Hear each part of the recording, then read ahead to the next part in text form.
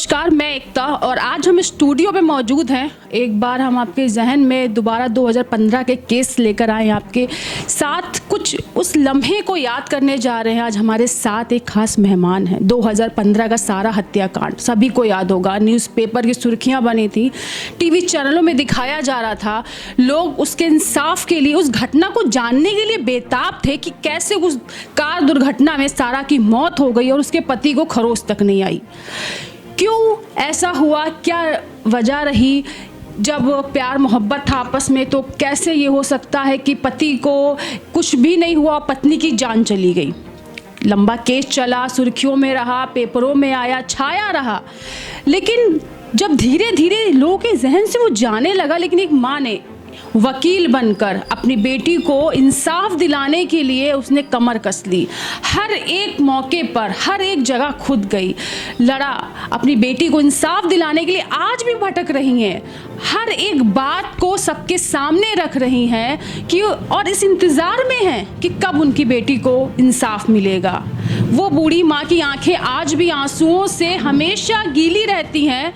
उनकी आंखों के आगे हमेशा वो सब मंजर ऐसे ही रहता है जब उनकी बेटी की शादी हुई। जो बिताए हुए लम्हे थे आज भी उनके आंखों से आंसू बन के निकलते हैं। आज हमारे साथ है सारा की मम्मी, सारा की माता जी हमारे स्टूडियो में है। आज हम जानेंगे सारा के बारे में। लोगों ने हत्याकांड के बारे में जाना है, लोगों ने बहुत सारी बातें करी, हर पेपर में, हर न्यूज़ चैनल में अलग अलग बातें निकलती थी। लेकिन क्या थी सारा? हत्या हो सकती थी, ऐसा क्या किया उसने? शादी कैसी थी, शादी से पहले कैसी थी, बचपन कैसा था उसका, और जब ये घटना घटी तो उन्हें कैसा महसूस हुआ? ये सारे सवाल आज हम पूछेंगे सारा की मम्मी से। आपका स्वागत है मैम। मैं ये जानना चाहूँगी, 2015 का सारा हत्याकांड केस है, लेकिन हम सारा के हत्याकांड से पहले उसके हम बचपन में जाना चाहेंगे और आपसे जानना चाहेंगे एक बेटी के नाते सारा कैसी थी? सारा एक बहुत ही अच्छी लड़की थी और जहाँ पर भी जाती थी उसको सभी उसके नेचर को पसंद करते थे। सारा कांग्रेस के भूतपूर्व मंत्री एसपी सिंह की पोती थी और अच्छे माहौल में पली थी, लेकिन उसके साथ इतना बड़ा कांड हो गया ये मैंने कभी नहीं सोचा था। मैं सारा सिंह की माँ हूँ, सीमा सिंह, और वो एक जज बनना चाहती थी। उसने 2015 में LLB किया था लखनऊ यूनिवर्सिटी से और 2009 जुलाई 2015 को अमर मणि त्रिपाठी के बेटे अमन मणि त्रिपाठी ने उसका कई गुंडों के सहयोग से खुद मर्डर कर दिया और रोड एक्सीडेंट दिखा दिया। सारा को अगर ये पता होता कि ये इसका मर्डर कर देगा तो वो उसके साथ घूमने नहीं जाती। और जो केस चल रहा है CBI case, CBI court Ghaziabad में जो केस चल रहा है, अमर मणि त्रिपाठी जो जेल में ना रहकर गोरखपुर के मेडिकल कॉलेज में अपनी पत्नी मधुमणि के साथ सालों से झूठा इलाज करा रहा है, मेरी प्रार्थना योगी जी से ये है कि उत्तराखंड के कैदी को उत्तराखंड की जेल में भेजा जाए और आपके शासनकाल में उसको झूठा इलाज ना दिया जाए और इससे जनता पे बड़ा बुरा असर पड़ेगा। जब सारा का मर्डर किया गया तो अमर मणि त्रिपाठी ने ही 3, 4, 5 गाड़ियाँ सारा की गाड़ी के पीछे लगा दी थी। सारा मामला अमर मणि त्रिपाठी ने medical college BRD medical college Gorakhpur से किया। मैम लेकिन क्यों, मतलब गाड़ियाँ क्यों लगी? आप पानी पी लीजिए थोड़ा। मैं बस ये जाना कि गाड़ियाँ क्यों, मतलब तब तो ऐसा कुछ नहीं था, तो क्यों उनको पे शक किया जाता था, उनके पीछा किया जाता था, ये गाड़ियाँ लगाई जा रही थी? कुछ आपसे उन्होंने बताया था, सारा ने कुछ आपसे डिस्कस किया था इस बारे में? सारा उससे डाइवोर्स लेना चाहती थी। कई बार उसने कहा मम्मी मुझे डाइवोर्स दिलवा दो। फिर अमन मणि समझा लेता था, क्योंकि अमर मणि और उसकी पत्नी मधुमणि सारा का मर्डर अमन मणि से ही कराना चाहते थे। मैम मैं इससे पहले जानना चाहूँगी, ये मतलब शादी जो हुई है, मैम को पानी आप पानी पी लीजिए। मैम ये जो शादी हुई थी, ये लव मैरिज थी कि अरेंज मैरिज थी? पानी रखा। ये एक लव मैरिज थी जो बिना बताए की गई थी। आपसे डिस्कस किया था? सारा ने मुझे बताया था। जब उसने ये बताया कि ये अमर मणि माफिया अमर मणि त्रिपाठी का बेटा है, तो मैंने उससे मना कर दिया कि इसकी माँ मधुमणि ने और अमर मणि त्रिपाठी ने मधुमिता का मर्डर 2003 में किया था।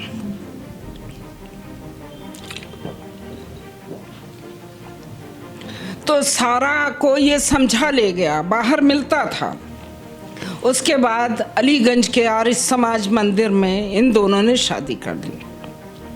जब मुझे पता चला। आपको कैसे पता चला? उन्होंने खुद बताया? मैं सारा की शादी की बात कई जगह करती थी तो सारा ने कहा मुझे शादी नहीं करनी। उसके लिए यहाँ तक डीएम का भी ऑफर आया था।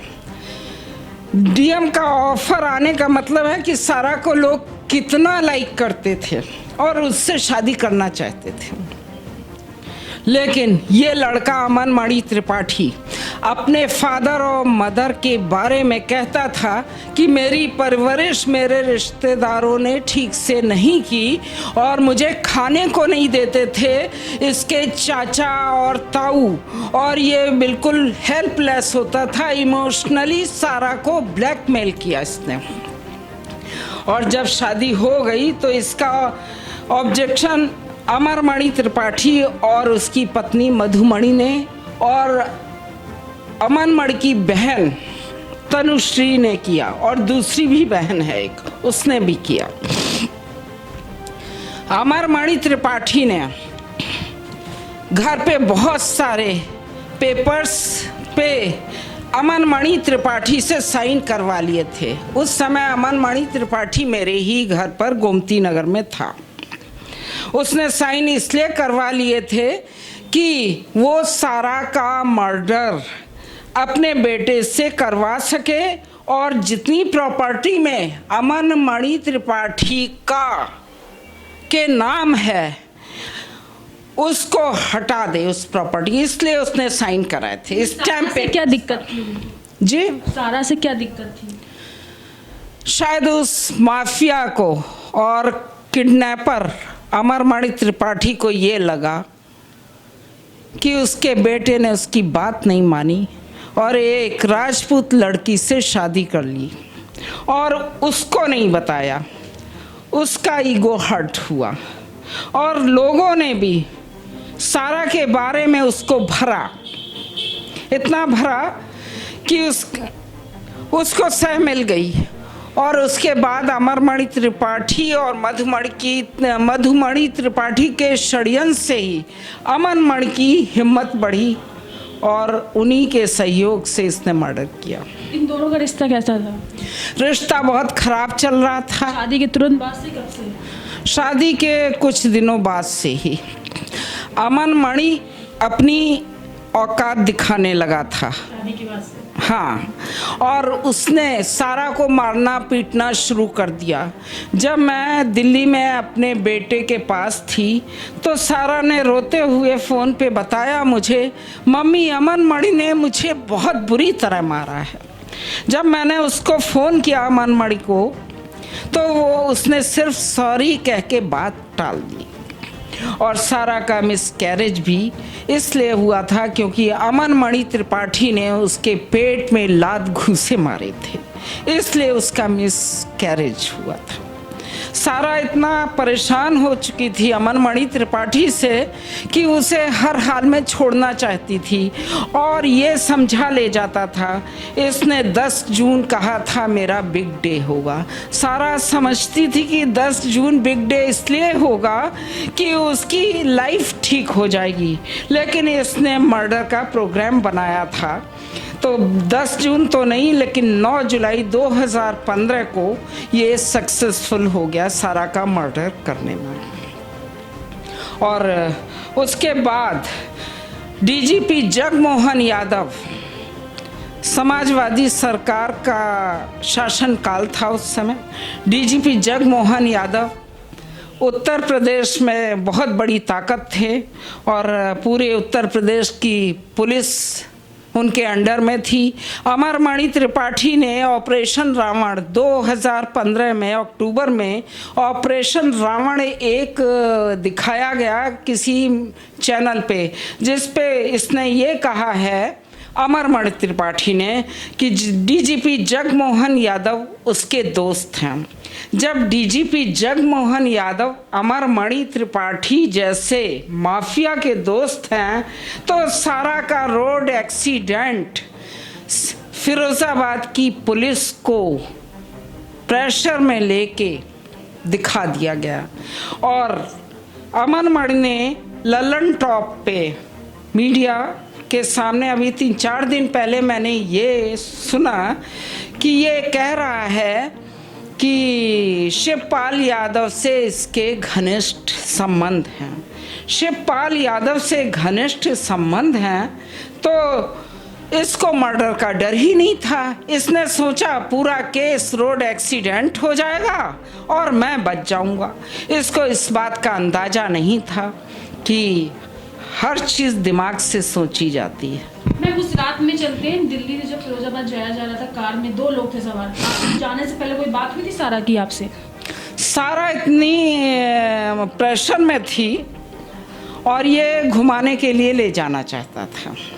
उससे पहले कहाँ रहते थे? गोमती नगर में थे? ये अमन मणि त्रिपाठी मेरे घर पर आकर रुकता था और मैं इसके फादर अमर मणि त्रिपाठी से भी मैं बीआरडी मेडिकल कॉलेज गोरखपुर मिलने गई थी।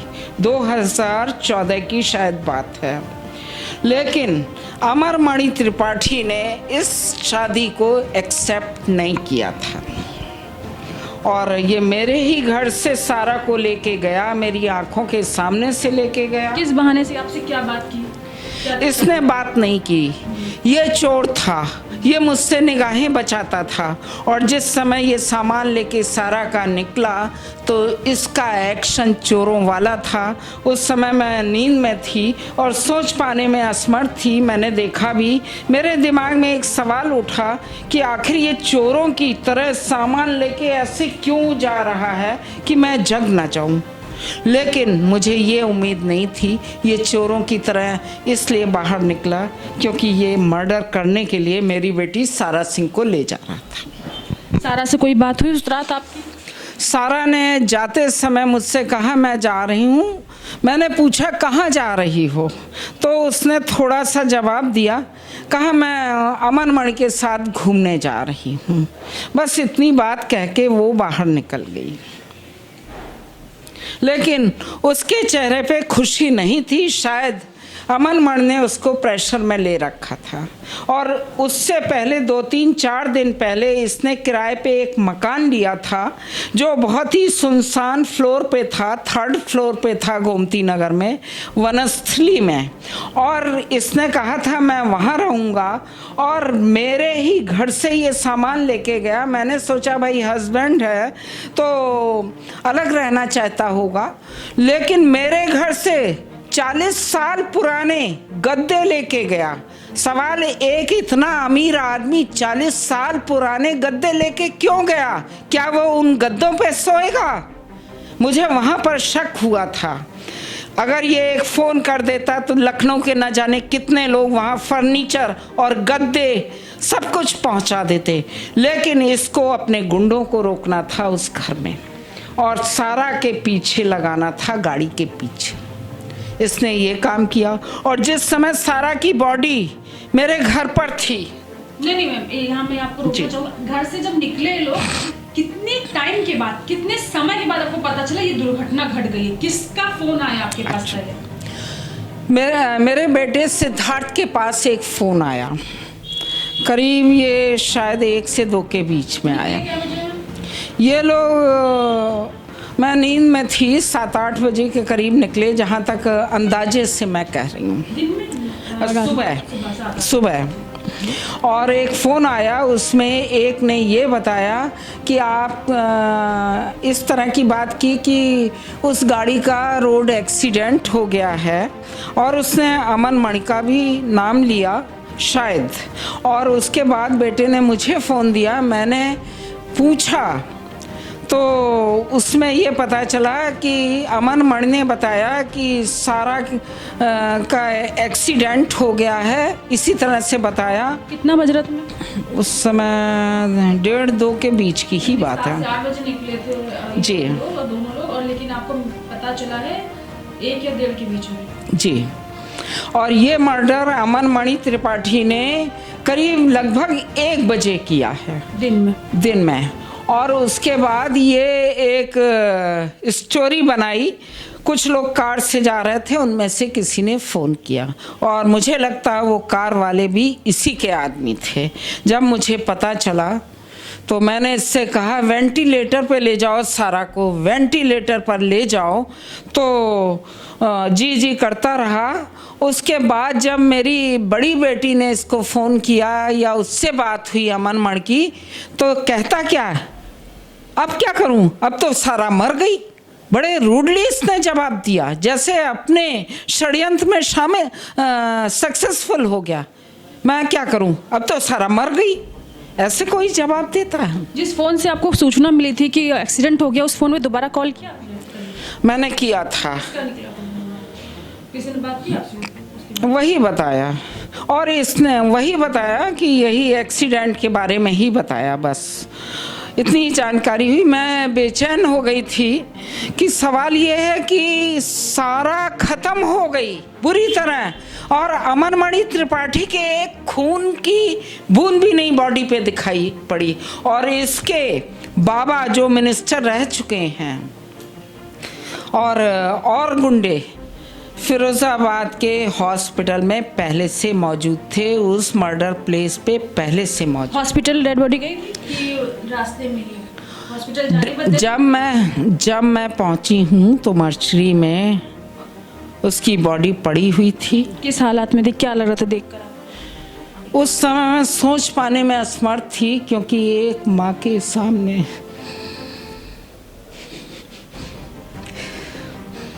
एक बेटी डेड पड़ी हो तो माँ की हालत क्या हो सकती है, समझ नहीं पा रही थी। शक भी हो रहा था कि मर्डर हुआ है, और फिर भूल जाती थी आखिर ये कैसे हो गया। एक माँ के सामने बेटी कैसे खून से लथपथ पड़ी। बस इसके बाद पुलिस ने एक गेम खेला मेरे साथ। जब बॉडी सिरसागंज की उसमें आई थाने में, पुलिस स्टेशन पे, तो मैंने पूछा अमन मणि त्रिपाठी कहाँ है? तो वहाँ की पुलिस बोली, बताया ही नहीं पहले कुछ। जब मैंने प्रेशर में लिया, गुस्से में थी कि अमन मणि त्रिपाठी कहाँ है, तो अमन मणि त्रिपाठी को वहाँ की पुलिस छुपा कर एक कमरे में बैठा रखा था। मैं गई उसके पास, तो स्टाइल उसका था ऐसे करके हीरोइक लुक में, कुछ उसने बोला बड़े स्टाइल में, जैसे उसकी लाइफ में बहुत बड़ा अचीवमेंट हुआ हो सारा का मर्डर करके। और उसने जो भी फ़ोन किए हैं मुझे, सारा के मोबाइल से किए हैं। उसके मोबाइल कहाँ थे, सवाल तो ये उठता है। उसने सारा के मोबाइल से क्यों फ़ोन किए हैं, उसके मोबाइल उस समय कहाँ थे?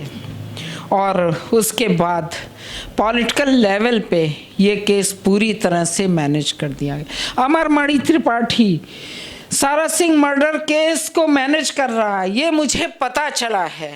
और सीबीआई के पीपी, मैं अभी अपनी बेटी के बयान में गई थी तो सीबीआई की तरफ से वहाँ पे कोई पीपी नहीं था 2-3 बार में, और ना आईओ था।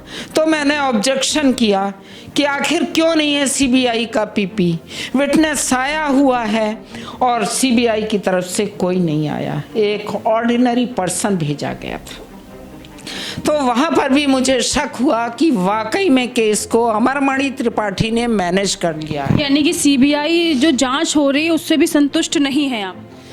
मैं पूरी तरह से संतुष्ट नहीं हूँ। सीबीआई से कहना है कि जब उसने अमरमणि त्रिपाठी को हत्यारा डिक्लेयर कर दिया है, और सीबीआई हत्यारा तभी डिक्लेयर करती है जब कोई मर्डर करता है, और सीबीआई इसमें फौरन एक्शन में आए और इस बहुत ही ऐसा पीपी इस केस में होना चाहिए कि मेरी बेटी सारा सिंह को पूरी तरह से न्याय मिलना चाहिए।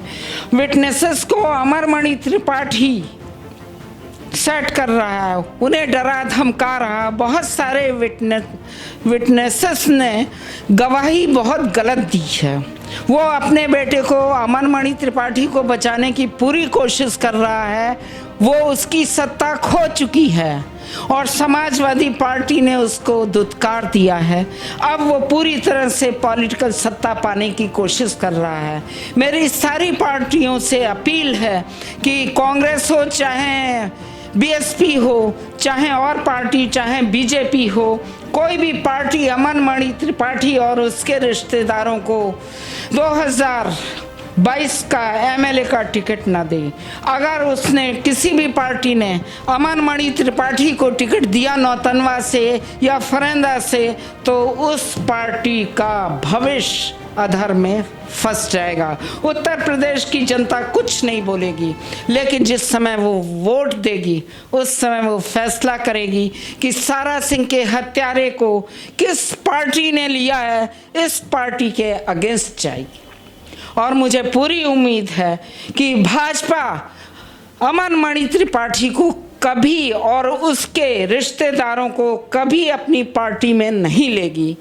और मेरी योगी जी से प्रार्थना है कि आयुष सिंघल एक लड़का है जिसकी जमीन को अमरमणि और अमनमणि दोनों ने हड़प लिया है, उसको न्याय दिलाएं, जिससे जनता पे बहुत अच्छा प्रभाव पड़े।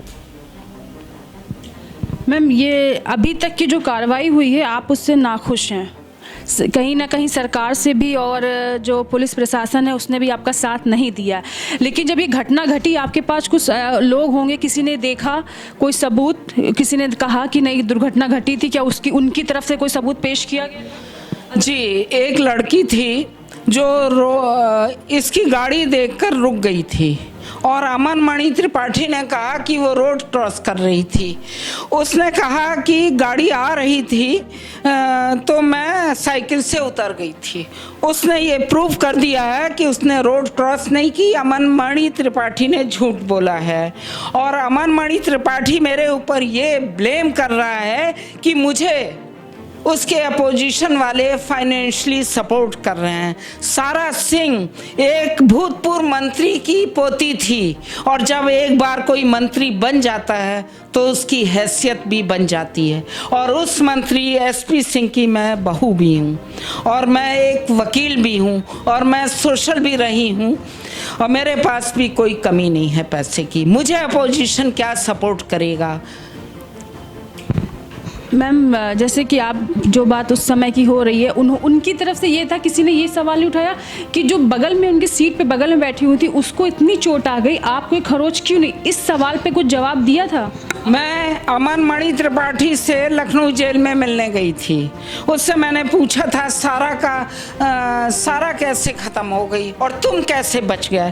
तो उसने पोलाइटली कहा कि मेरे चोट नहीं आई है और सारा गाड़ी के नीचे दब गई थी और गिर गई थी। इसी तरह से उसने जवाब दिया। मैंने कहा सीबीआई जांच के लिए मैं कोशिश करने जा रही हूँ, तो उसने धीरे से कहा आप सीबीआई जांच करवा लीजिए। लेकिन उसने बुरी तरह सारा को मर्डर करने से पहले टॉर्चर किया है।